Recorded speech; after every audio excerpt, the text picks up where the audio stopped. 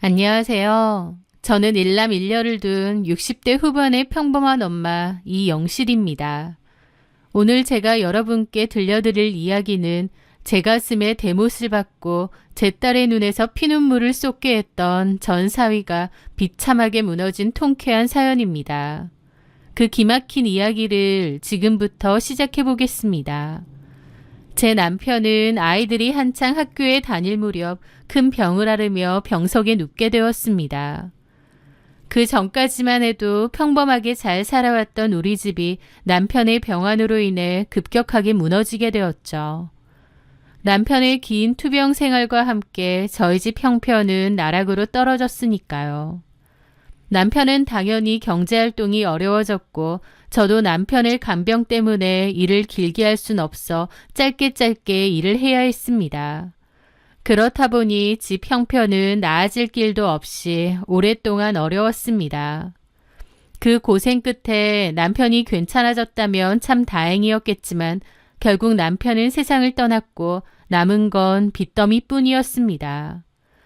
가세는 이미 급격히 기울었고 집안의 가장 노릇은 고스란히 장녀인 제 딸 서희의 몫이 되었어요.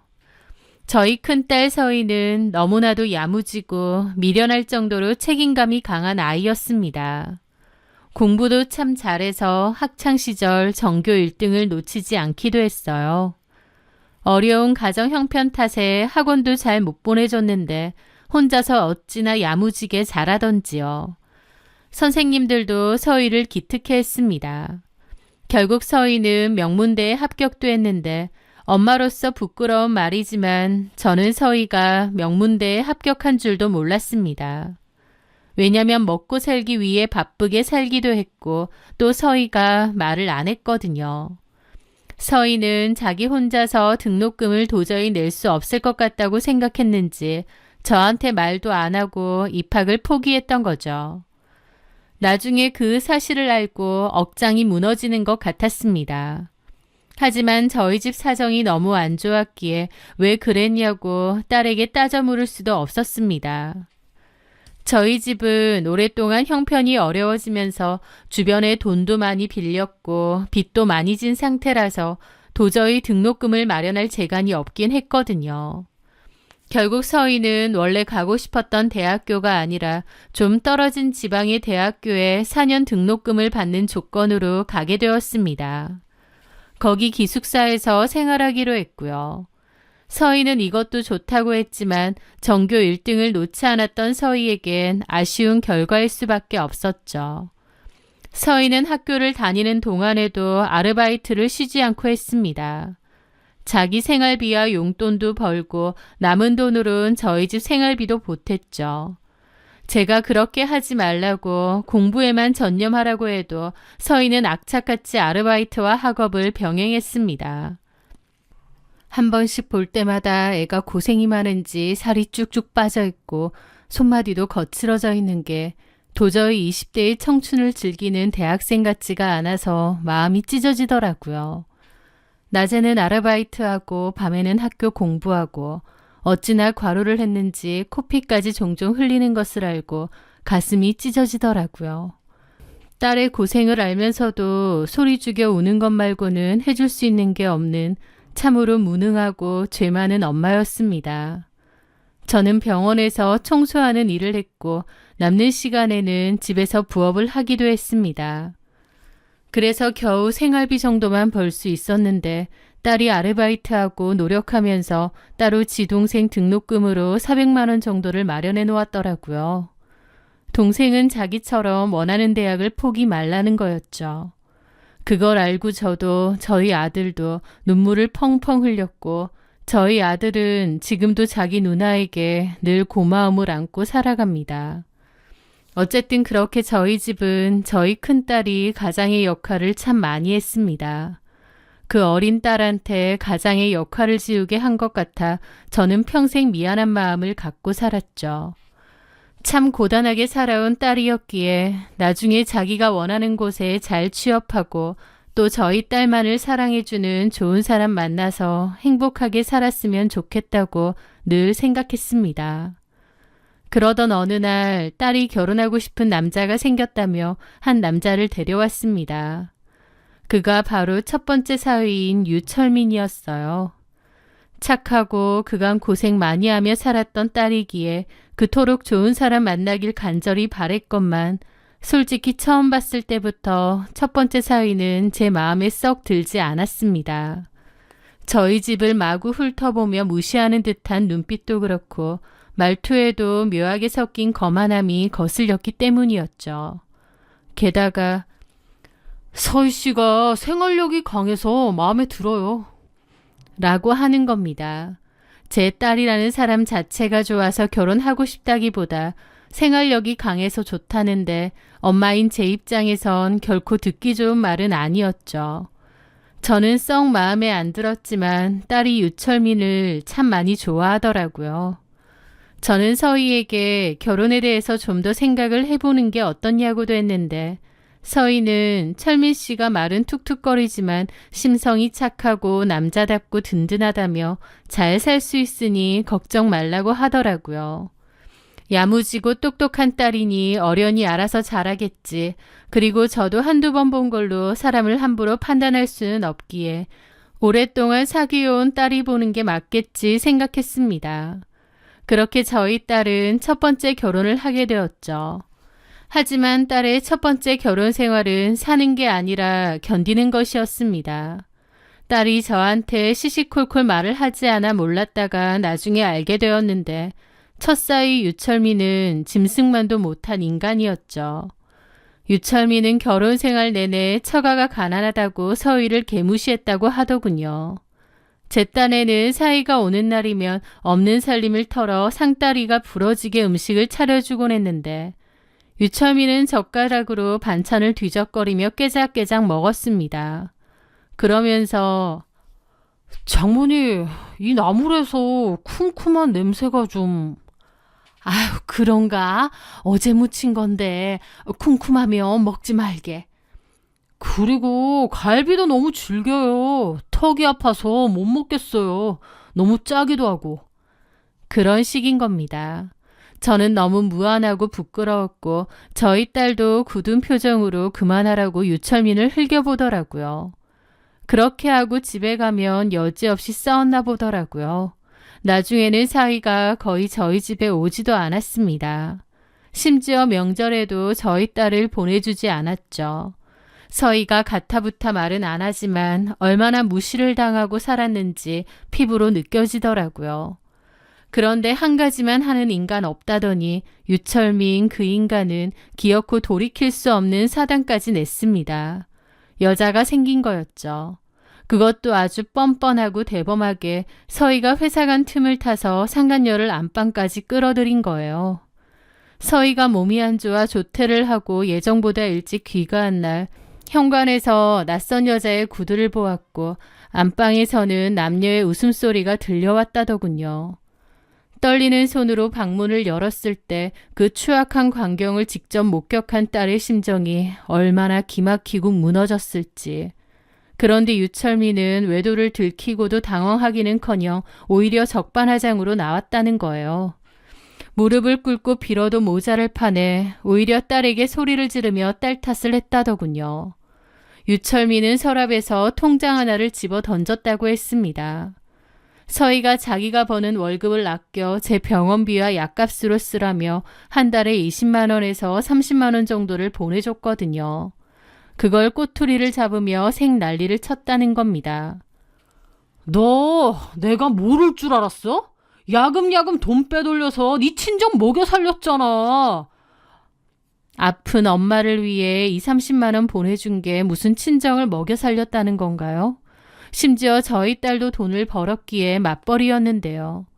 딸 입장에선 유철민이 평소에 돈 쓰는 걸로 하도 생난리를 치니까 저한테 보내주는 돈은 말하지 않았었대요. 그런데 그걸 꼬투리 잡으면서 저 생난리를 치는 거죠. 그러면서 저희 딸더러 도둑년 소리까지 했다는 겁니다.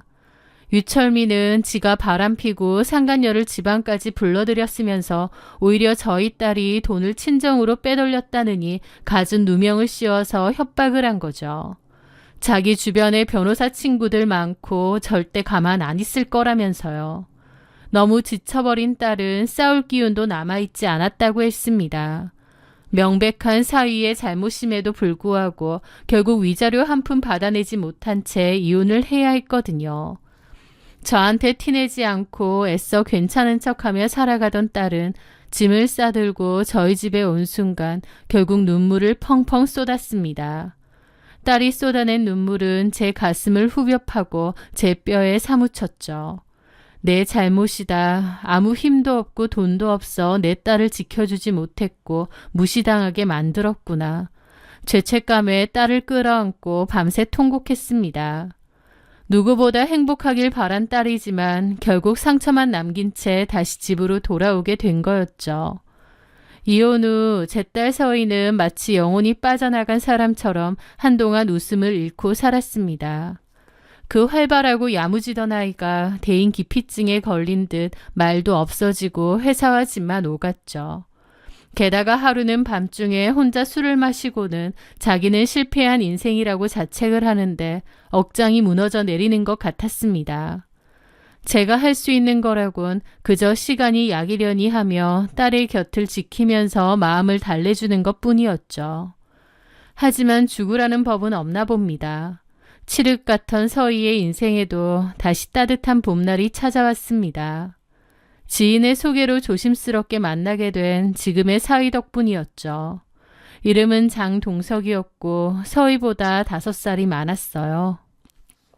그런데 젊은 나이에 아내와 사별한 아픔을 가진 사람이었고 홀로 고등학생 딸을 키우고 있다고 하더라고요. 솔직히 그 사실을 알고 저는 처음에 반대했습니다. 서희야, 너 그게 얼마나 힘든 길인 줄 아니? 남의 자식 키우는 게 보통 일인 줄 아느냐고. 네가 또 고생길로 들어가는 거 엄마는 죽어도 못 본다.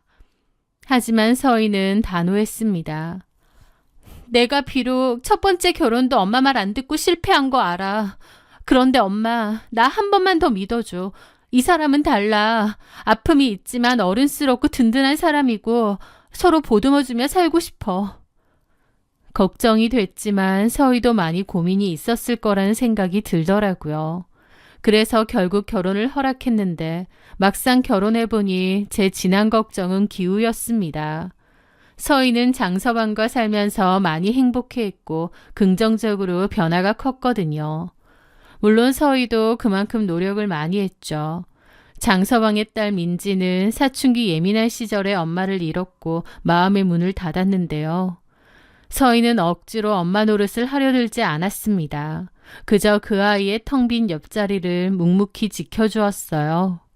매일 아침 따뜻한 밥을 지어 먹이고 교복을 다려주며 아이의 이야기에 귀 기울여 주었습니다. 서희의 진심 어린 마음에 얼음장 같던 아이의 마음도 서서히 녹아내렸고 나중에는 친모녀처럼 아주 잘 지내더라고요.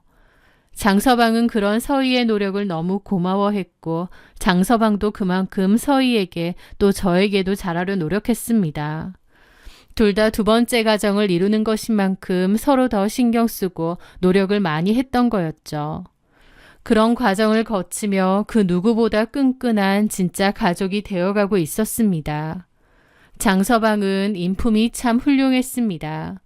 제가 결혼을 허락하던 날 제 투박한 손을 꼭 잡고 눈시울을 붉히더군요. 장모님, 서희 씨처럼 귀하고 고운 사람을 저에게 주셔서 감사합니다. 서희 씨 평생 눈물 한 방울 안 흘리게 귀하게 공주처럼 모시고 살겠습니다. 지켜봐 주십시오. 그는 빈말을 하는 사람이 아니었습니다. 정말 서희에게도 참 잘했고 저에게도 잘하려고 노력하는 게 보였죠. 게다가 장서방은 지역에서 꽤 큰 건설 시행사를 운영하는데요. 자수성가한 알짜배기 사업가기도 했습니다. 경제적으로도 여유가 넘쳤는데 그렇다고 결코 돈 자랑을 하거나 거드름을 피우는 법이 없었죠. 그런 사이 덕분에 저는 생전 처음으로 어깨를 펴고 살 수 있게 되었던 것 같아요. 서희가 사랑받으며 행복하고 평온한 모습에 저도 그제야 발 뻗고 잘 수 있게 되었습니다. 이제 죽어도 여한이 없다는 말이 절로 나올 정도였죠. 저도 마음에 여유가 생겼고 장서방이 저희 집 생활비까지 도와주었습니다. 하지만 평생 일을 하던 습관이 들었는지 또 장서방이 저까지 도와주는 게 마음이 편치는 않더라고요. 아마 서희의 첫 번째 결혼 때 유철민이 저희 딸더러 너네 친정에 몰래 돈 퍼다 준 도둑년이라고 했잖아요. 그게 제 마음에 너무 큰 상처로 남았는데 지금도 서희가 제 생활비까지 주려고 하니 걸리더라고요. 물론 지금의 장서방은 그때의 유철민과는 아예 인격 자체가 다른 사람인 걸 알지만 제 마음은 그렇지 않았던 거죠. 저도 사지 멀쩡한데 가만히 놀고 먹는 게 영 가시방석이더라고요. 장서방의 마음과 별개로 제 마음 한구석엔 생활비를 거저받기가 미안하고 불편한 마음이 있었던 거죠. 저는 다시 일을 해야겠다 싶었는데 그걸 알게 된 장서방은 저를 극구 만류했습니다. 장모님, 제발 편히 쉬세요. 용돈이나 생활비는 제가 부족하지 않게 챙겨드릴게요. 이제라도 푹 쉬시고 여행도 다니시고 그래야죠.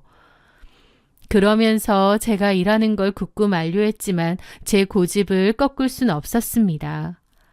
아니네 이 사람아. 내가 사지가 멀쩡한데 어떻게 자네 등골만 빼먹고 있겠나. 몸 성할 때 조금이라도 움직여서 내 용돈이라도 벌고 손주들 과자라도 사줘야지. 내가 알아서 할 수 있으니까 걱정 말게. 결국 저는 다시 일을 알아봤더니 장서방은 그러면 차라리 자기 건물에서 일을 하시라고 했습니다. 다른 데서는 처우가 열악할 수도 있으니 자기 건물에서 일을 도와주시라고 했던 거죠. 건물 관리소장은 제가 장모라는 사실을 알았지만 저는 다른 사람들에게는 비밀로 해달라고 신신당부했습니다. 혹여나 건물 주인이 사위인데 장모를 청소시킨다고 하면 안 좋은 소문이 나거나 사위 체면이 깎일까봐 그랬던 거죠. 장서방은 내내 마음 불편해했지만 저는 오히려 일을 시작하고 나니 그리 마음 편하고 좋을 수가 없더라고요. 그렇게 저는 매일 아침 가벼운 마음으로 출근해 건물을 쓸고 닦았습니다. 사위 건물이라 생각하니 더더욱 신경을 써서 관리하고 청소도 하게 되더라고요. 그렇게 행복하고 소소하게 잘 지냈습니다. 장서방은 툭하면 일 그만두시라고 저를 만류했지만 저는 그럴수록 더 열심히 청소를 하고 제 몫을 하려 노력했죠. 일을 하고 스스로 돈을 버는 것이 얼마나 귀중하고 고마운 일인가요. 그렇게 하루하루 고맙게 살아가던 어느 날 그 인간 말종 유철민을 다시 마주치게 되었습니다. 그날도 여느 때와 다름없이 1층 복도를 청소하고 있었습니다. 대걸레를 빨아 바닥을 구석구석 닦고 있는데 저쪽 입구에서 부동산 중개업자와 함께 낯익은, 아니 꿈에서도 치가 떨리는 목소리가 들려오는 거예요. 여기 자리가 몫이 좋네요. 위치도 좋고 유동인구도 많고. 왜 저희 장인어른이 꼭 여기여야 된다고 했는지 알겠어요.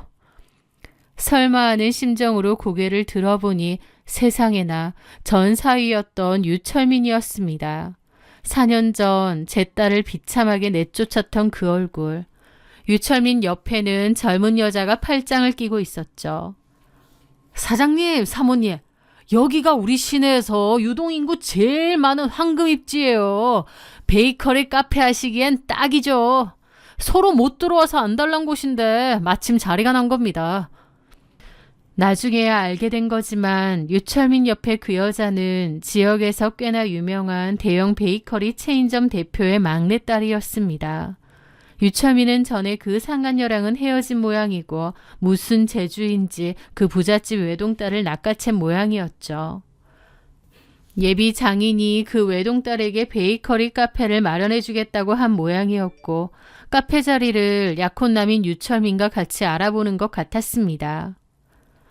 멀리서 유철민을 보는데 숨이 턱 막히는 거예요. 내 딸은 저 인간 때문에 마음에 씻을 수 없는 상처를 입고 한동안 괴로워했는데 저 인간은 무슨 재주인지 부잣집 딸까지 물어 인생 고쳐보려 하고 있구나 싶어 피가 거꾸로 솟았습니다. 그때였습니다. 복도에서 걸어오던 유철민이 저를 딱 보게 된 거죠. 그는 처음엔 흠칫 놀라며 눈을 크게 뜨더니 이내 제 낡은 작업복과 고무장갑 그리고 대걸레를 번갈아 쳐다보았습니다. 상황 파악이 끝났는지 그는 비웃음을 띠며 다가왔죠. 이게 누구십니까? 세상 참 좁네 좁아. 여기서 딱 이렇게 마주치다니. 그러면서 저를 위아래로 훑어내리더군요. 하긴 그 딸의 그 엄마지. 무능한 것도 유전이라더니 팔자 어디 가겠어? 서희개는 뭐하고 살아요? 듣자하니 어디 건설하는 남자랑 결혼했다던데. 어디 노가다꾼이라도 한 명 잡았답디까? 제 딸의 이름이 그 더러운 입에서 나오자 당장이라도 들고 있던 걸레반물을 그 면상에 끼얹고 싶을 지경이었죠. 하지만 사인의 건물에서 행패를 일으키고 싶지 않아 참았습니다. 그렇게 제가 화를 참으며 아무 대꾸도 못하고 있자 유철민은 신이 났는지 옆에 있는 여자에게 그러는 겁니다. 자기야, 내가 말했지. 내가 전에 살던 여자가 허구한 날 생활비로 지네 친정 도와주던 거 걸려서 정 떨어져서 이혼했다고. 이 사람이 그 여자 엄마야. 내 등골이나 파먹으려고 혈안이 돼 있고 내가 얼마나 고생했는지. 내가 그때 이혼 안 했으면 나까지도 시궁창에 빠졌을 거야. 여자는 깔깔거리며 맞장구를 쳤습니다. 어머, 오빠 진짜 고생했겠다. 이혼하길 잘했네. 계속 등골 빼먹힐 일 있어? 얼른 가자. 피가 거꾸로 솟는다는 게 이런 기분일까요? 대걸레 자루를 쥔 제 손마디가 하얗게 질리고 온몸이 부들부들 떨렸지만 저는 입술을 꽉 깨물며 바닥만 내려다보았습니다. 그렇게 유철민이 제 어깨를 툭 치고 지나가려는 그 순간이었습니다. 장모님! 그때 우렁찬 목소리가 쩌렁쩌렁 울리더라고요. 그 익숙하고 듬직한 목소리에 고개를 돌려보니 제 사위 동석이었습니다. 말끔한 옷의 장서방이 저 멀리서 저를 발견하고 웃으며 성큼성큼 걸어오고 있었죠.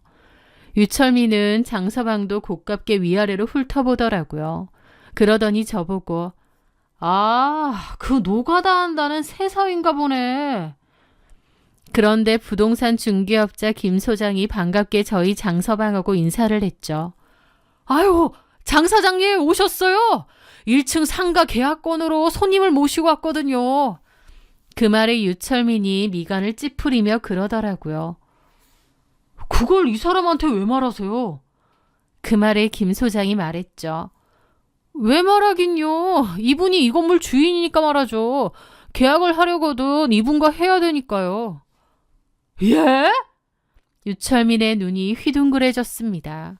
좀 전에 저한테 장모님이라고 부른 남자가 이 건물의 사장이라고 하니 엄청 당황한 거죠. 이 건물 주인이라고요? 유철민이 당황하며 장서방을 위아래로 쳐다봤습니다. 하지만 동석이는 유철민 따위는 안중에도 없다는 듯 저에게 그러는 거예요. 장모님, 너무 힘든 일까지 하지 마시라고 했잖아요. 저 진짜 서희한테 혼날 것 같아요. 그만하시고 저랑 식사하러 가세요.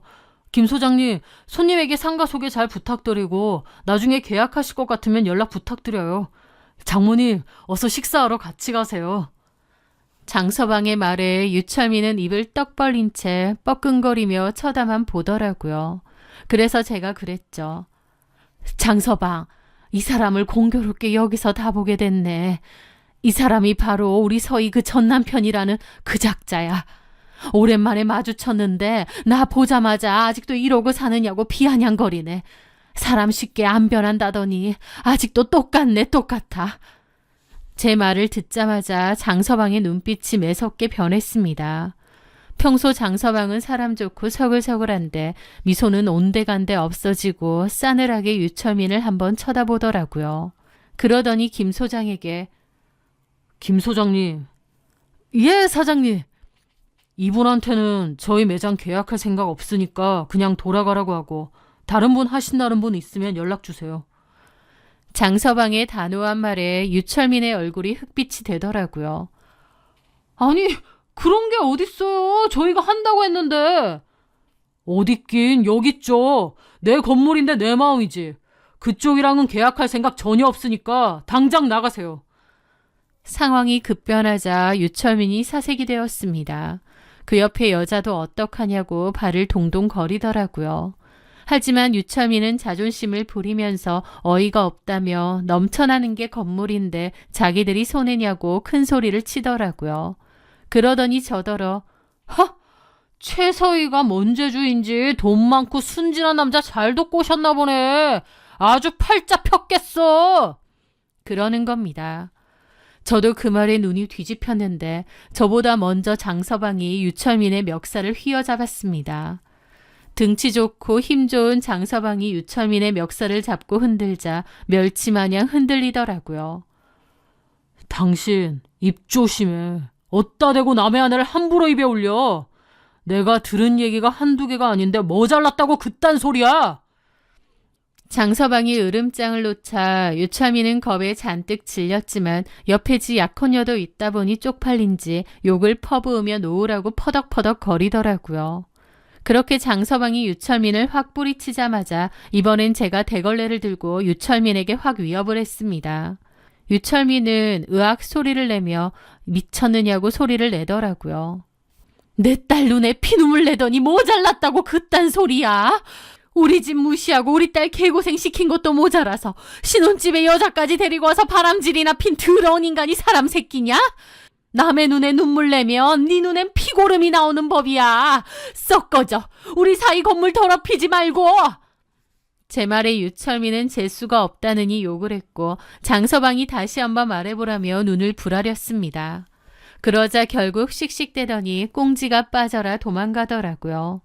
저희 장서방은 김 소장에게 유철민과 같이 온 여자에 대해서 물었고 그러면서 유철민 옆에 여자가 지역 유명 베이커리의 대표 딸이라는 얘기도 하게 되었죠. 장서방은 지역 유지들과도 친분이 두터웠기에 그 베이커리 대표 연락처도 있다고 했습니다. 장서방은 곧바로 전화를 연결했고 정중하지만 뼈있는 목소리로 말했습니다. 안녕하십니까, 김 대표님. 저 장동석입니다. 안녕하셨죠? 다름이 아니라 대표님 따님이 베이커리 카페 매장 자리를 알아보러 저희 건물에 왔던데 함께 온 약혼남인지 뭔지 남자 때문에 전화를 드렸습니다. 유철민이라고. 들어보니 따님분 남자친구라고 하던데 맞나요? 하여튼 그 사람이 어떤 사람인지 알고 계시나 싶어서요. 사실 제 아내 전 남편인데 아주 악질에다가 결혼한 지 얼마 되지도 않아서 외도까지 저지른 인간이에요. 그러면서 저희 아내한테 누명까지 씌워 내쫓고요. 아주 질이 안 좋은 친구입니다. 게다가 지금 제 건물에서 저희 장모님께 행패까지 부렸고요. 따님 인생이 걸린 문제라 알고 계셔야 할 것 같아서 연락드렸습니다. 핸드폰 너머로 그 대표의 분노 섞인 고함 소리가 쩌렁쩌렁 들리더라고요. 아마 그 대표 앞에서는 설설 기었을 테고 그런 인간인지 몰랐던 모양이었죠. 그 후로 당연히 유철민의 결혼은 파토가 났습니다. 유철민은 지 약혼녀와 베이커리 대표에게는 오히려 저희 딸이 외도를 하고 잘못을 한 것처럼 자기는 피해자인 것처럼 거짓말을 했다더군요. 하지만 모든 사실을 알게 되자 그 대표는 화가 머리끝까지 났고 그의 딸하고도 헤어지라고 했답니다. 유철민이 정신 못 차리고 매달리니 사람 시켜서 흠씬 두들겨 때리기까지 했다는 소문도 있더라고요. 한마디로 팔자 고쳐보려던 유철민은 결국 모든 사실이 밝혀지면서 비참하게 버림을 받았던 거죠. 저는 저희 사위 덕분에 그 치졸하고 야비한 전사위 유철민에게 한 방을 먹인 것 같아 10년 묵은 채증이 내려가는 듯 했습니다. 그 후 식사 자리에서 장서방은 신용카드 한 장을 주더라고요. 장모님, 아무리 생각해도 제 마음이 편하지가 않습니다. 이제 청소일 그만두시고 제가 모자람 없이 용돈 넉넉히 드릴 테니까 서희랑 여행도 다니시고 친구분들이랑도 자주 만나고 좀 편안하게 사세요. 저 장모님 호강시켜 드릴 능력 차고 넘칩니다. 돈 걱정 전혀 마시고요. 장서방의 말에 서희가 옆에서 제 손을 잡으며 울먹거렸습니다. 그래 엄마, 이제 고생 그만해. 그동안 나 때문에 마음고생한 거 동석 씨랑 내가 다 갚으며 살 테니까. 활짝 웃는 딸의 얼굴과 그런 딸을 따뜻하게 바라보는 듬직한 사회를 보자 참았던 눈물이 왈칵 쏟아졌습니다. 그것은 슬픔의 눈물이 아니라 벅찬 감동과 감사의 눈물이었습니다. 지난 세월 가난 때문에 딸에게 죄인처럼 살았던 제 마음의 짐이 비로소 내려지는 순간이었죠. 인과응보라는 말 정말 있나 봅니다. 남의 눈에 눈물 나게 하면 제 눈엔 피눈물 난다는 옛말 하나도 틀린 게 없죠. 유철민 그 인간은 평생을 후회와 비참함 속에서 살 거고 반면 착하고 성실하게 살아온 우리 딸 서희에게는 이렇게 큰 복이 찾아온 것 같습니다. 저는 이제 더 이상 바랄 게 없습니다. 든든한 사위와 효녀딸 그리고 사랑스러운 손녀까지. 우리 가족이 지금처럼만 건강하고 행복하게 지내는 것 그거 하나면 충분한 것 같아요. 지금까지 제 긴 사연 들어주셔서 감사합니다. 여러분의 가정에도 늘 행복만 가득하시길 바랍니다.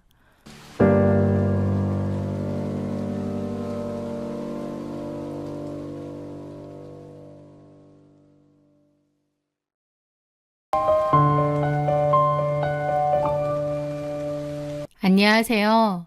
저는 20년 넘는 결혼 생활 동안 철없는 남편의 뒤치다꺼리를 했던 여자입니다.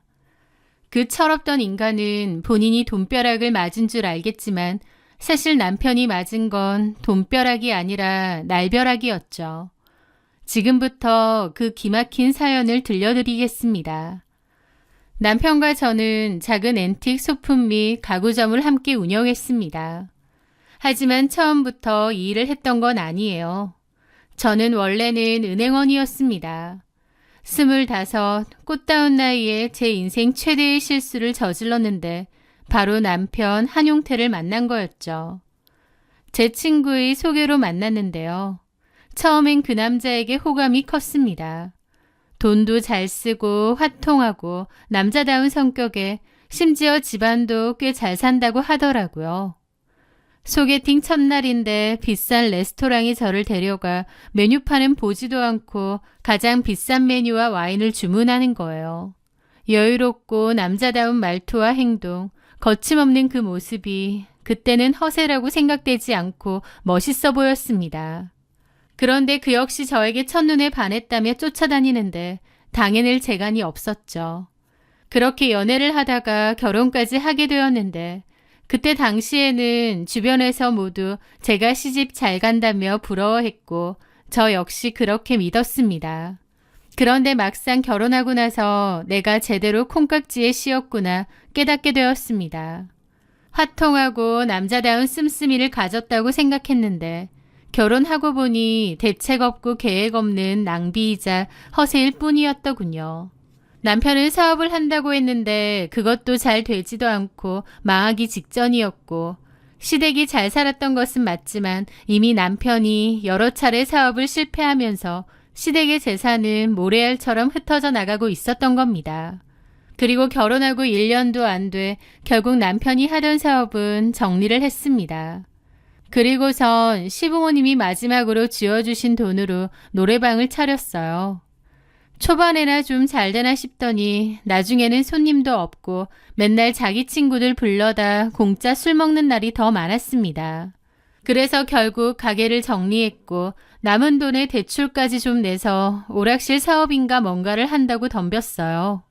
그것도 초반엔 잘 됐는데 나중에 법적 규제가 생기면서 또 망했죠. 결혼하고 나서 3번의 사업을 연달아 말아먹고 나니 시댁에서 물려받은 재산도 제대로 없는 처지였습니다. 아들바라기였던 시부모님은 남편이 사업을 아무리 말아먹어도 응원하셨지만 연달아 망하고 있던 재산 다 날리고 나니 나중에는 시부모님도 거의 넋을 놓으셨습니다. 그중 제일 막막하고 힘든 건 저였죠. 남편은 고집불통이라 제 얘기는 듣지도 않고 마음대로 사업을 벌렸는데 그 뒤치다꺼리는 저도 같이 해야 했으니까요. 저도 그때 아이 출산하고 다니던 은행을 그만두고 집에 내내 있던 때인데 남편의 사업이 망하고 경제적으로 너무 힘든 때였죠. 그러다가 친정언니가 손을 내밀어 주었습니다. 언니는 형부랑 앤틱 소품 및 가구점을 운영하고 있었는데요. 지점이 여러 개였거든요. 거기 분점 하나를 저에게 맡아보라고 한 겁니다. 월급 사장으로요. 그렇게 저는 앤틱 가구점에서 일을 하게 되었고 나중에는 할 일이 없던 남편도 자연스럽게 가게에 나와 일을 거들었습니다. 다행히 가게는 자리를 잡았고 저희는 그럭저럭 밥은 먹고 살 수 있게 된 거죠. 하지만 빚도 갚아야 하고 빠듯한 살림을 꾸려가야 했기에 늘 저는 허리띠를 졸라매고 살아야 했습니다. 장 볼 때도 조금이라도 싼 재료를 찾아야 했고 옷도 여간에선 사지 않았습니다. 모든 물건은 아끼고 또 아껴서 쓰고요. 집안 형편이 그러하니 어쩔 수 없는 저의 선택이었죠. 그런데 남편은 그런 저에게 고마워하거나 미안해하는 게 아니라 오히려 구질구질하다며 비웃는 겁니다. 아, 구질구질해. 그거 몇 푼 한다고 맨날 아끼고 있냐? 사람이 쓸 때는 좀 쓸 줄도 알아야지. 나라도 허리띠 졸라매고 이렇게 사니까 우리가 그나마 밥 먹고 사는 거야. 참나. 그렇게 안 해도 밥 정도는 충분히 먹네요. 그리고 나는 쓰던 가락이 있어서 당신처럼은 못 살아. 막말로 그렇게 아등바등 산다고 부자 되는 것도 아니잖아. 라는 겁니다. 저한테 고마움도 미안함도 전혀 없었죠. 남편은 마치 저를 비웃기라도 하듯 밖에서 돈을 잘 쓰고 다녔습니다. 버는 사람, 아끼는 사람 따로 있고 물 쓰듯 펑펑 쓰는 사람 따로 있었던 거죠. 남편 주변에서는 그나마 와이프가 알뜰하고 생활력이 강하니 이만큼이라도 사는 거라고 했지만 남편의 귀에는 그런 말은 들리지도 않는 것 같았습니다. 그 나이 먹고 철딱선이라고는 아예 없는 인간이었죠. 저는 남편을 도무지 이해할 수 없었고 남편 역시 저를 이해하지 못하는 것 같았습니다. 남편과 제 사이는 어느 순간 냉랭해졌죠. 같이 살고는 있지만 남보다 못한 정도라고나 할까요? 그런데 그러던 어느 날이었습니다. 지금으로부터 5년 전쯤이 되겠네요. 시어머니 돌아가시고 1년 뒤 제사를 치르러 가족들 다 같이 만났습니다. 제사 치르고 식사를 하고 헤어지기로 했는데 시누이가 그때 마침 새로 산 명품 가방을 자랑하는 거예요. 알고 보니 시누이의 남편인 시매부가 주식으로 돈을 꽤 벌었다면서 신우에게 비싼 가방도 사주었다는 겁니다. 신우는 기분이 좋아서 주식 얘기를 저녁 먹는 내내 했죠. 저는 투자 같은 것도 잘 안 하고 안전한 게 제일이라는 성격이라서 적금이나 예금만 합니다. 그래서 신우가 하는 말도 그렇게 귀담아 듣지는 않았어요. 그런데 남편은 좀 신기해하기도 하고 관심을 보이더라고요. 신우는 가족이라서 알려주는 거라며 고급 정보를 하나 알려주겠다고 했습니다. 그러면서 어떤 주식 종목을 알려주며 좀 많이 사놓으라고 하더라고요. 내가 이렇게 정보 알려주는데 지금 이거 안 들어가면 바보야. 이건 그냥 돈을 주워 담는 수준이라고. 우리 남편이 그러는데 이거 몇 배는 더 오른대. 무조건 사야 돼. 평생 주식은커녕 적금 하나 제대로 들어본 적 없는 남편의 눈이 탐욕으로 번들번들 하더라고요. 그러면서 그날 저녁 집에 와서는 저더러 그 주식을 사겠다며 돈 있으면 내놓으라고 난리를 치는 겁니다. 저는 당연히 반대했죠. 무슨 주식이야. 됐다 그래. 아, 지금 안 들어가면 바보라잖아. 엄청 비싼 고급 정보라고 하는 거 못 들었어? 아, 주영이랑 홍서봉이랑 돈 엄청 벌었다잖아.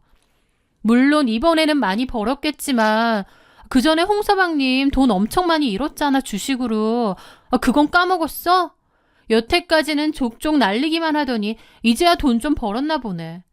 근데 그 말만 믿고 덜컥 투자하면 안 되지. 답답한 소리 하고 있네. 홍서방이 이제야 주식으로 돈 버는 법을 깨우친 거지. 아, 됐고. 나는 감이 왔어. 이거 무조건 투자해야 돼. 안 하면 바보야. 나도 그런 삘이 왔다니까. 당신이 주식을 뭘 해봤다고 삐리니 뭐니 그런 소리래. 어쨌든 난 반대야. 반대 같은 소리 하네. 됐고. 돈 어딨어. 돈 내놔. 아, 왜 이래 진짜. 없다니까. 우리 이제 겨우 빚 갚고 살만해졌는데 또 망하려고 작정했어? 아, 돈 내놓으라고! 제 반대에 남편은 갑자기 급발진하더니 집이 떠나가라 소리를 지르고 옆에 있던 신문지까지 마구잡이로 집어던지며 난리를 치는 겁니다. 저는 그 순간 저 인간이 술이라도 처먹었나 싶을 정도였어요. 남편은 저에게 떼를 쓰듯 화를 내더라고요. 당신은 평생 그렇게 쪼잔하게 살다 죽을 거야? 이건 기회라고! 내가 언제까지 처형가게에서 월급쟁이처럼 일해야 하는데 나는 그렇게 못 살아. 당신은 배포가 작고 그릇이 조만하니까 그게 될지 모르겠지만 나는 속이 뒤틀린다고. 언니가 먹고 살 수 있게 도와줬더니 뭐가 어째? 우리는 언니한테 평생 고마워해야 돼. 뭘 고마워해. 내가 일 다 하고 가구 배달까지 하고 내가 할 일 다 하고 쥐꼬리만한 월급 받는데 내가 뭘 고마워해. 기가 막히더라고요. 물에 빠진 사람 건져놨더니 보따리 내놓으라는 것도 아니고 사업 망해서 빚만 있고 당장 입에 풀칠하기도 어려운 거 언니가 도와준 건데 저렇게 말하는 겁니다. 어처구니가 없고 정남이가 떨어져서 얼굴도 보기 싫더라고요. 돈 안 주면 나 이 집이라도 팔 거야. 아니 미쳤어? 무슨 말도 안 되는 소리야. 그리고 이 집이 당신 거야? 누구 맘대로? 반은 내 거잖아. 반은 내 거야. 이 집 손만 대봐. 바로 이혼이고 나도 더 이상은 안 참아. 아, 그럼 갈라서자. 뭐? 갈라서고 반 내놔. 아니 그 주식에 대해서 뭘 안다고 이렇게 땡꼬집이냐고.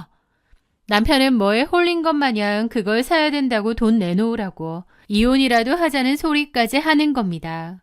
진짜 미친 것 같았죠. 저도 물러서지 않고 이혼하든지 말든지 하라고 나왔습니다. 나도 이제 더는 못 참는다고요. 그렇게 남편과 저는 감정의 골이 상당히 깊어졌습니다. 남편은 여태까지 사업도 이런 식이었어요. 제가 안 된다고 해도 자기 마음대로 저질러 놓고 나중에 나 몰라라였죠. 저도 이번에는 이혼하더라도 절대 안 된다는 뜻이었습니다. 그렇게 한동안 냉전 상태였는데 나중에 남편이 그러는 거예요. 그 주식 결국 샀다고요. 그것도 아주 많이 샀다는 거예요. 혈압이 오르더라고요. 무슨 돈이 있어서 그걸 기어코 사? 아, 신경 꺼. 이 돈은 철저히 내 돈이야. 법적으로 내 돈이라고. 뭐라고? 우리 엄마가 준 돈이니까 내 돈이지. 우리 엄마 유산. 남편이 시부모님의 재산을 거의 다 말아먹고 남은 거라곤 시어머니 혼자 살던 오래된 아파트가 하나 있었는데요. 돌아가시고 나서 그걸 내놨는데 계속 안 팔렸다고 했습니다. 그러다가 결국 팔린 모양인데 저한테 말도 안 하고 그 돈으로 주식 투자를 한 거죠. 지네 엄마가 줬으니 지 거라는데 뭐 저런 인간이 다 있나 싶더라고요. 그럼 나는 네 마음대로 낸 대출금 왜 같이 갚아줬니? 네 놀리면 네 빚은 혼자 갚아야지. 아, 나 혼자 잘 살자고 이래? 아, 좀 기다려봐. 잘 되면 우리 같이 잘 되는 거 아니야. 나중에 후회나 하지 마. 그리고 이미 샀으니 끝이야. 팔지도 않을 거지만 나 그거 어떻게 파는지도 몰라. 아이디랑 비밀번호도 용미가 다 알아. 나는 모른다고. 남편은 신우가 다 해줘서 자기는 팔 줄도 모른다면서 사람 약을 올리는 겁니다. 저는 또 혈압이 오르고 너무 열받더라고요. 저런 인간을 내가 계속 참아주면서 사는 게 맞나 싶은 겁니다. 저는 그 얘기를 친정 식구들에게 했고 내가 이 결혼을 계속 유지하는 게 맞느냐고 하소연을 했습니다. 제 동생이 저를 달래주면서 누나가 열받는 건 이해하는데 이미 샀으니 어쩔 수 없다고 오릴 수도 있으니 일단 냅두자고 하는 겁니다. 이제 와서 팔기도 그렇고 그렇다고 화난다고 콱 이혼할 수도 없고 또 속만 부글부글한 채로 넘어갔죠. 그런데 그 뒤에 예상치 못하게 신우랑 남편 사이가 심각하게 틀어졌습니다. 저도 남편이랑 대화가 별로 없어서 몰랐는데 알고 보니 시어머니가 남긴 그 아파트요. 시어머니가 아들인 저희 남편에게 주겠다고는 했지만 신우가 자기는 자식 아니냐고 남편한테 울고불고 난리를 쳤었대요. 그래서 남편이 신우에게 아파트 팔리면 반은 너 주겠다라고 약속을 했다는 겁니다. 그래서 신우는 알겠다고 기다리고 있었는데 남편은 마음대로 그 아파트 홀라당 팔아버리고 그걸로 신우한테 부탁해서 주식을 사달라고 한 거죠. 신우는 남편 대신해서 증권 사이트 가입도 해주고 주식도 사주면서도 그 돈이 시어머니 아파트 판 돈인 줄 전혀 몰랐대요. 까마득히 모르고 있다가 뒤늦게 그 돈의 출처를 알게 되고 난리가 난 거죠. 신우랑 남편은 한바탕 싸우게 되었습니다. 여태까지 엄마 아빠 돈 오빠가 사업한답시고 다 날려먹었잖아. 그래도 가만히 있었어 나. 그런데 그나마 남은 엄마 아파트 판 돈 그거라도 반 나눠달라는데 준다고 해놓고 혼자 홀라당 팔아버려? 오빠 진짜 미친 거 아니야? 오빠더러 미쳤냐니. 말하는 싸가지 봐라. 오빠가 오빠다워야 취급을 해주지 이 자식아. 뭐? 이 자식? 이게 진짜... 오빠 너는 양심도 없냐? 엄마 아빠 돈을 그렇게 날려먹었으면 미안해서라도 엄마 아파트는 나 줘야 되는 거 아니야? 야, 엄마가 놔주라잖아. 주인인 엄마가 나한테 물려준다는데 네가 뭔데? 엄마가 너한테 주라고 한 적 없거든? 그래, 엄마는 아들이라면 무조건 우쭈쭈 했지. 그래서 오빠가 아주 집안 살림 거덜낸 거고. 딸인 게 죄네. 뭐가 어째? 이런 것도 오빠라고. 주식 정보 알려주고 대신 사주기까지 하고. 내가 미쳤지. 야, 그 주식 지금 오르지도 않더라. 너 나한테 뻥친 거 아니야? 라면서 둘이서 정말 심하게 욕까지 하며 싸웠습니다. 저랑 심해부가 겨우 말려서 일단락 났지 하마터면 경찰까지 올 뻔했어요. 그 일로 신우와 저희 남편은 의절까지 했습니다. 신우는 다시는 저희 남편 안 보겠다고 했고 아예 연락도 두절됐죠. 남편은 자기 동생이 그러든가 말든가 신경도 안 쓴다고 했고요. 어쨌든 그렇게 남편과 신우의 사이는 완전히 틀어졌는데 문제는 신우가 사라고 했던 그 주식이 계속 하락세였던 겁니다. 남편은 주식 사이트를 볼 줄도 모르고 신우가 대신 가입해줬는데 아이디랑 비번도 잘 모른다고 했습니다. 그래서 그냥 네이버 검색창에 종목 이름을 쳐서 나오는 가격만 확인하곤 했는데요. 매일같이 시퍼렇게 떨어져가는 숫자를 보며 신우의 욕을 엄청 퍼부어댔습니다. 아우, 또 떨어졌네. 이 미친년. 이딴 걸 정보라고 알려줘서 괜히 내 돈만 다 날렸잖아. 아우, 정말 이 집에 이거 이래서 일부러 싸우고 잠수 탄 거 아니야? 라며 남편은 모든 것을 신우의 탓으로 돌렸습니다. 그걸 지켜보는 저도 고개가 가로저어지더라고요. 남편은 그렇게 열심히 주식을 들여다보다가 나중에는 보지도 않았습니다. 보고 있음 열받는다고요. 그렇게 시간은 흘러 5년 정도의 시간이 흘렀습니다. 마치 그 주식은 누구도 꺼내지 않는 금기어처럼 되었죠. 그런데 그러던 어느 날 남편과 제가 사소한 말싸움을 벌였습니다. 제가 구질구질하게 군다고 남편이 난데없이 시비를 걸었고 그걸로 싸움이 난 거죠. 그런데 남편이 갑자기 저에게 이혼하자고 하는 겁니다. 아, 됐다. 그만하자. 더 이상은 나도 너랑 못 살겠다. 이혼해. 뭐? 이혼? 그래. 당신처럼 쪼잔하고 구질구질한 여자랑 사는 거 진짜 지긋지긋하다. 그만 살자. 이 정도면 참고 많이 살았다. 갑자기 이혼거리는 게 너무 어이가 없어서 물었습니다. 여자 생겼냐고요. 남편은 그런 게 아니라 저랑 더 이상은 못 살겠다고 이혼하자는 소리만 하더라고요. 그냥 하는 소린가 했는데 나중에 보니 이혼 서류까지 떼온 겁니다. 저는 진짜 미쳤냐고 그랬고 남편은 재산 분할하고 위자료도 줄 테니 이혼해달래요. 저랑 살기 싫대요. 누구는 지랑 살고 싶나요? 하지만 이런 식으로 장난도 아니고 이혼 이야기를 할 줄은 몰랐죠. 사소한 말다툼으로 시작돼서 나중엔 진심으로 이혼 이야기가 오갔는데 남편은 사람 말려 죽이려는 것처럼 계속 이혼 소리를 하는 겁니다. 저는 정말 질릴 대로 질렸는데 얼마 뒤 남편이 그토록 이혼해달라고 한 진짜 이유를 알게 되었습니다. 혹시 여자가 생긴 건가 했는데 그게 아니었습니다. 알고 보니 5년 전 신우의 말만 믿고 샀다가 휴지 조각이 될 뻔했던 바로 그 주식이 얼마 전부터 미친 듯이 오르기 시작해 대박을 친 겁니다. 수익률이 무려 몇백 프로가 넘게 올랐다는 소식이 뉴스에까지 나왔죠. 남편은 그 주식을 거의 잊고 지냈다가 그 뉴스를 보고 그제야 자기가 돈방석에 앉게 되었다는 사실을 알게 된 겁니다. 시어머니 집한 돈을 전부 쏟아부은 데다 수익률이 엄청나니 계산해보면 정말 어마어마한 돈이었겠죠. 그런데 갑자기 돈방석에 앉게 된 그 인간이 가장 먼저 한 생각이 바로 저를 떼어내는 것이었습니다. 주식으로 수익이 생겼다는 걸 알자마자 저한테 구실을 잡아서 이혼하자고 했다는 걸 깨닫고는 너무 어이가 없어서 웃음이 나더라고요. 정말 만정이 다 떨어졌습니다. 누구는 구질구질 아등바등 살고 싶었나요? 남편이 사업 말아먹고 그렇게 힘든 형편만 안 됐어도 저도 그렇게 살지 않았을 겁니다. 내가 누구 때문에 그렇게 살았는데 돈 좀 생겼다고 조강지처부터 버리려 하다니 그 심보에 치가 떨렸죠. 저는 남편이 이혼 요구를 할수록 절대 이혼 못 해주겠다고 버텼습니다. 남편은 저에게 이혼 요구를 하면서도 한편으로는 주가가 떨어질까봐 안절부절 못했습니다.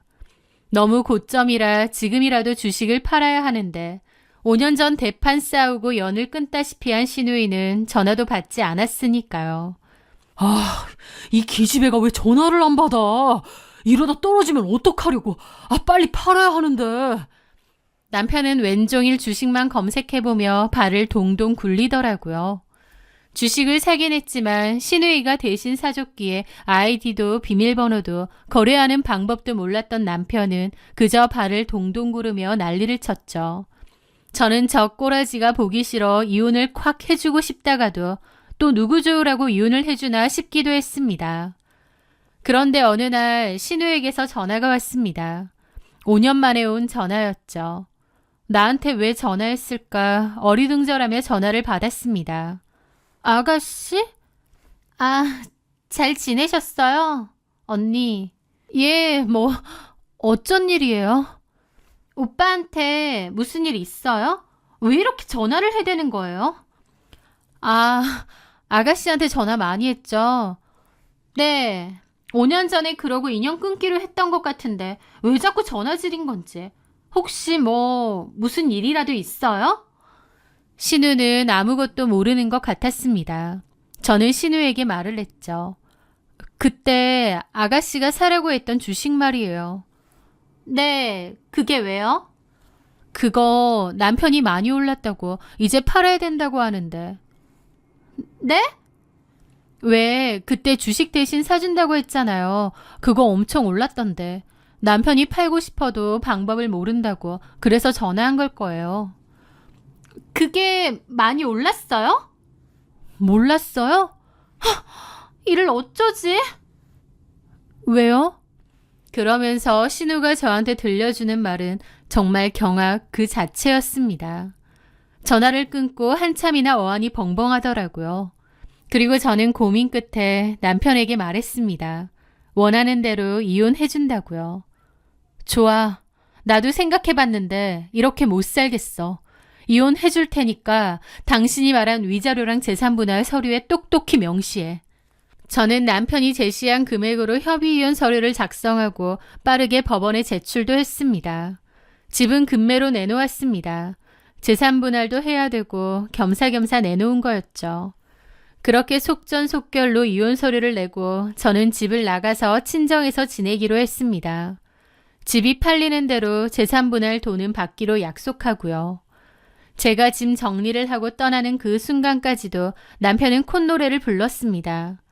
원하는 대로 저랑 이혼도 했고 주식은 떨어지기는커녕 그 사이 더 올랐거든요. 하늘 높은 줄 모르고 오르더군요. 남편은 주식 사이트에는 못 들어가지만 네이버로 매일매일 주식 시세를 확인했는데 빨갛게 치솟는 그래프를 보면서 콧노래가 가득했던 거죠. 그러면서도 신우이가 전화를 받지 않는다며 초조해하다가 직접 증권사 가서 본인 인증하고 팔아야겠다고 마음먹은 모양이었어요. 저는 그 사이에 짐을 빼서 친정으로 갔고요. 그런데 얼마 뒤 저는 제가 예상했던 대로 남편이 날벼락을 제대로 맞은 이야기를 전해 들었습니다.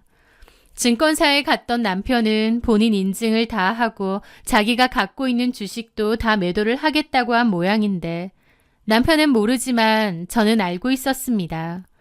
그 주식의 비밀을요.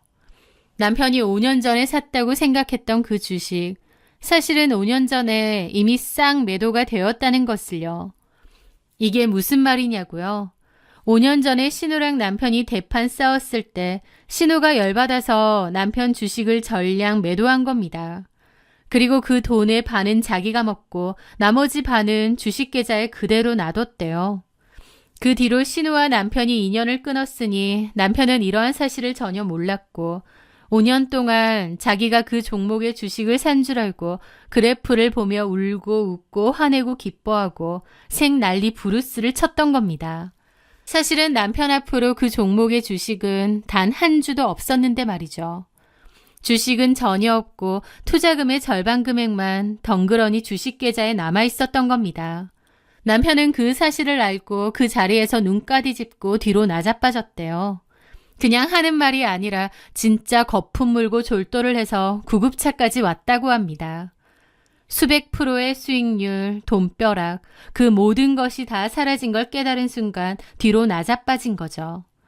남편에게 남은 건 시어머니 집 팔고 남은 돈, 그것도 딱 절반뿐이었습니다. 그 모든 것이 신기루처럼 사라진 거죠. 가장 남편을 미치게 만든 건 내 돈인 줄 알았던 그 일확천금이 눈앞에서 사라진 거겠죠. 게다가 돈벼락 맞은 줄 알고 저랑 이혼까지 하고 두둑한 위자료와 재산분할까지 법적으로 약속했는데 이 말도 안 되는 상황에 남편 멘탈은 완전히 나간 모양이었습니다. 남편은 반쯤 미쳐서 자기 동생을 고소한다느니 생난리를 쳤대요. 경찰서까지 쫓아갔다는데 별다른 방도는 없어 보였습니다.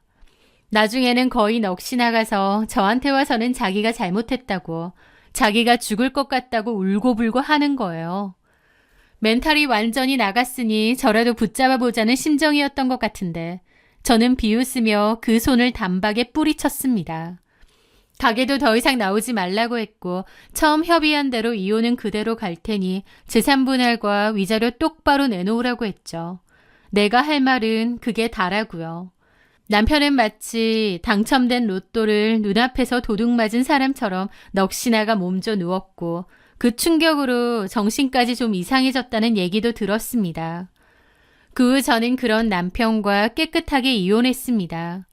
남편은 그 충격에서 헤어나오지 못하고 매일 술에 절어서는 피골이 상접한 몰골로 지낸다고 하더군요. 돈벼락을 맞을 거라는 헛된 꿈, 그 꿈 때문에 자기 곁을 오랫동안 지켜주었던 조강지처를 버렸죠. 결국 그 인간은 돈벼락이 아니라 날벼락만 맞았던 겁니다. 이혼 후 우연하게 한번 본 적이 있는데 한때는 세상을 다 가질 것처럼 자신만만했던 그의 어깨는 한없이 쪼그라들어 있었고 초라하더군요. 그토록 비웃던 구질구질함이 그의 온몸에 덕지덕지 붙어있는 것 같았습니다. 그 모습을 봤을 때 20년을 함께한 정 때문에 제 마음 한구석이 아릴 법도 하지만 솔직히 말해 아무런 감정도 들지 않았습니다. 전 남편은 본인이 돈을 잃은 게 아니라 자신의 곁을 묵묵히 지켜주었던 사람과 함께 쌓아온 수십 년의 세월을 스스로 내버린 것을 알까 모르겠네요. 철없는 욕심과 허영심이 가득했던 남편과 끝을 내니 저도 좀 더 가볍고 산뜻한 마음으로 다시 살아갈 수 있게 된 것 같습니다. 이런 게 인과 응보가 아닌가 싶어요. 제 사연 들어주셔서 다시 한번 감사합니다.